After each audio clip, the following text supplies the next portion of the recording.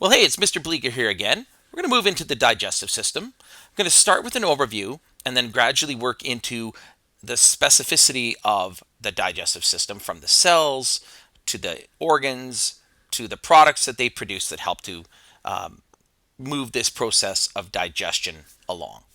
Now, if you're like me, you probably remember this, the Magic School Bus for lunch.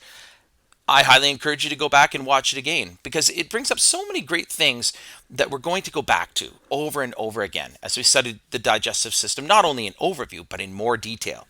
So go watch it. It's totally worth it. Okay. As part of the overview, what I'm going to do is I'm going to show you a neat little animation here that I've had for a while and gives us a nice overview of the digestive system. So what do I mean by the digestive system? Well, think of this system that helps maintain our homeostasis. How does it do that?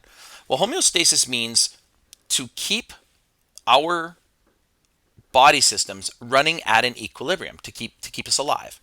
So the digestive system's role is to bring in the nutrients that we need to strengthen our tissues, to replace cells, and the like. Really begins with the mouth, and you might know this one as the esophagus here, down to part 2, the stomach, which is chemical and physical digestion. Move here into part 3, which is this is the first part of the small intestine, but all through here is your small intestine. We'll go into more specifics about that. The small intestine is where the last of the digestion occurs, and then absorption really gets going.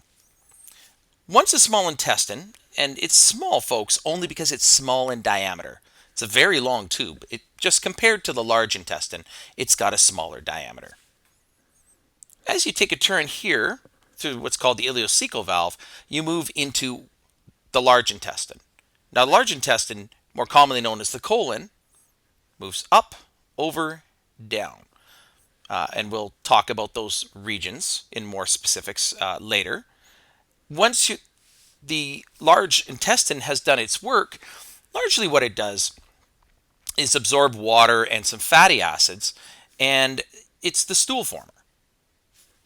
And as we leave the large intestine, we'll end up into this last area here. I know it says anus, but really that area is the rectum. The anus is actually just these muscles in this opening here at the end. So your digestive system is chemical, it's physical with the grinding and the moving of the products, it's absorptive, and it produces waste products to expel from the body. So, what do we have over here? I'm only going to look at one of these, but there are many that you can look at. Now, one thing of note, we don't show all of the accessory organs. These are the primary organs of the digestive system, but if you think about it for a moment, you're probably looking at it saying, well, where's the liver? And what about the pancreas? Don't worry, that's coming. That's when we get into specifics. So let's choose some beans here, which tend to be really high in roughage. Now, by roughage, what they mean is fiber. Obviously, good source of starch, lots of protein in there, fat, vitamins.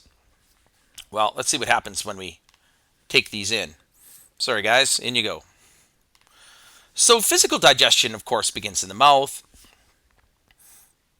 and you have many different teeth, from incisors to molars for chewing, obviously, different kinds of food. We tend to have a fairly omnivorous mouth. Everything from sort of chompers to mashers, and even with our canine-like teeth, our incisors for ripping into flesh. Let's take a look at what happens to these poor beans, because I think they're headed back here. So, in true vegetarian fashion, your molars will beat up these little guys pretty handily. And there you have glands in the back of your mouth and sort of at the back of your throat and under your tongue as well that produce saliva. And saliva itself is very important. One, it's sort of a slippery, sort of fluid, almost mucousy fluid that will help you send the food as a bolus down your throat. It's important to chew really well because otherwise it's quite hard to get food down into your stomach effectively. But one thing people don't realize is that it's actually where digestion, enzymatic digestion, begins. So as these beans are ground into a greater surface area, which is the whole reason the teeth are functioning in this fashion, we start to get large starch particles. And we eat a lot of starch-based foods. In our saliva, there's an enzyme called salivary amylase that will break down starch. So this here is salivary amylase. And you can see once it's done mugging starch, starch is broken into smaller subunits. And that makes it easier for digestion in the body to be more efficient. So we start digesting in the mouth. So down it goes. It goes down through a series of wave-like motions called peristalsis. And you can eat an apple standing on your head. And these smooth muscular contractions will move the food towards your stomach. This valve right here is known as the cardiac valve. And once the food enters the stomach, it's in a chemical digestive sort of pot. There are enzymes here, of course, but it's also, if you've ever been hungry, you can feel your stomach grind on itself. And there's grinding folds in here, and everything gets worked over. Now, the digestive juices will, of course, mix with the food. And by digestive juices, we can have enzymes in here, for example, like lipase. We can have some protein digesting enzymes, for example, pepsin. And they'll work over the food in conjunction with a whole bunch of hydrochloric acid. Your stomach produces a lot of it. So when we watch these digestive juices work this over, we start to break down the proteins, and this enzyme here we'll say is pepsin. It gets activated by the natural acid that your stomach produces. Your stomach has a nice fine lining of mucus. It has these little cells that are little goblet cells that will produce mucus, and it protects itself because the stomach is composed of protein. It protects itself with a slime layer while the digestive action happens on your food. So we'll watch these enzymes work over protein, and as protein begins to be broken down, what you start to get are amino acids. And in our body, think of it this way: protein then gets converted to amino acids so that our body can use those little Lego building blocks to make our own proteins. If you've ever done any bodybuilding, the protein you take in, the chicken, the fish, the beans, the rice, the whatever, goes back into circulation to build up muscle tissue.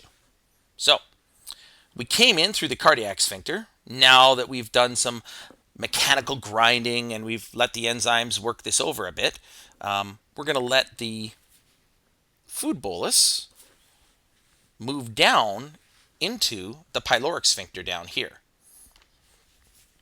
Okay, so we've entered the duodenum. The duodenum is very important because it's a chemical, or well, not so much chemical, it is a digestive organ. Now, there are chemicals there, but there are a lot of enzymes. The pancreas sends down the pancreatic juices to do a whole bunch of digestion here. And we'll zoom in one more time. Here we go. We just came out the pyloric sphincter. And here's some protein digesting enzyme. Now, this is actually not the enzyme from the stomach. This has come down from the pancreas. This would be trypsin, a cousin to pepsin. And it's here to break up more of the protein, but because it doesn't all get done in the stomach. We also have some amylase that came down from the pancreas, and it's going to work over the starch. So there we go. Now there's a little bit of fat here. Now the stomach does digest fat to a certain extent.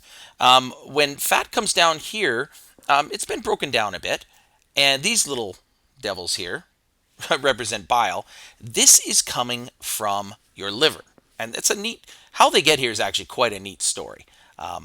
But underneath your liver is a little gland called your gallbladder, and it squeezes and sends bile down the common bile duct, and it comes out into your duodenum. So you can see what's going on here. So much more digestion. It's important to remember, though, that when this all arrived, it was super acidic from the stomach. So one thing that isn't shown is how much bicarbonate comes down. Your pancreas is really important. It sends roughly the equivalent of baking soda down to just get rid of the acid, because a lot of these enzymes can't do their job in the presence of all that acid. And because it's so acidic, in the duodenum, you can get little ulcers and things like that because it's quite an acid load. We call this acidic pile of goop chyme, okay? And it needs to be digested, but it needs to be neutralized. All right, so bile breaks down or emulsifies fat, and bile is kind of like soap. It breaks fat up into little droplets. And this allows the fat enzyme, formerly known as lipase, to do its work. Okay, so as we continue on our journey, we get into the ileum, and there's three parts to your small intestine. There's the duodenum, where a lot of digestion occurs. Then you'll see the ileum, which is the second part, and then the jejunum, where there's lots of absorption going on. But let's take a peek in at the second part of the small intestine, called the ileum.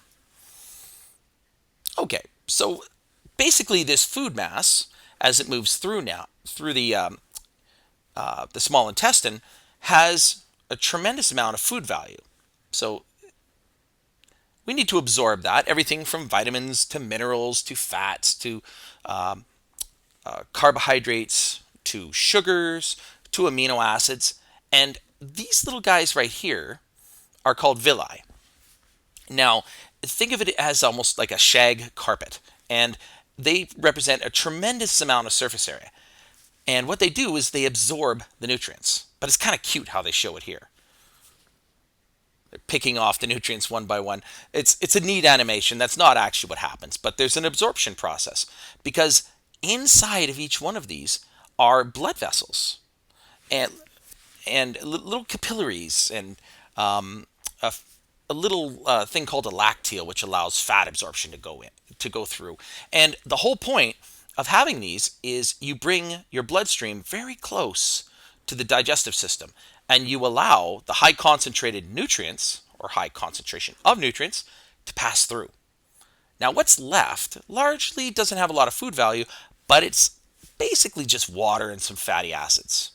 So as this cruises through our digestive system, you pass through the ileocecal valve right there, and now you're in the colon. This little thing right down here is your appendix. So we're on the right, touch the right side of your lower abdomen, and that's where we are. So you're going up the ascending colon.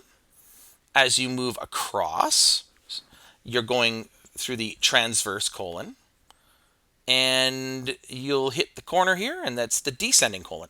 You could see that water is being absorbed from this and producing stool. Now, if you have diarrhea, that process of water reabsorption isn't working so well. But in this case, it is. So there we go. And we come out, actually here, this orange area here, that is the rectum. Okay, the anus is down here, basically like a little sphincter valve or circular muscle. So you'll feel this pressure with what remains of the sort of the indigestible products. A lot of your fiber has been going through here, and this last region here, this is your anus, and that is the sphincter muscle. And under pressure, that waste product will be expelled through the anus, and you finish the trip. I know, cute, isn't it? Now, I've got this animation on the website, so you get a chance to go back and take a look at some of the other foods. Some ice cream here, a few more desserts, an apple, fish. And they look at the slight differences in what's broken down and what's absorbed. But it's really quite cute. And that's a neat little tour of the introduction to the digestive system. So I'm going to call that part 1. Keep it short and sweet. And we'll see you back in a little bit for part 2.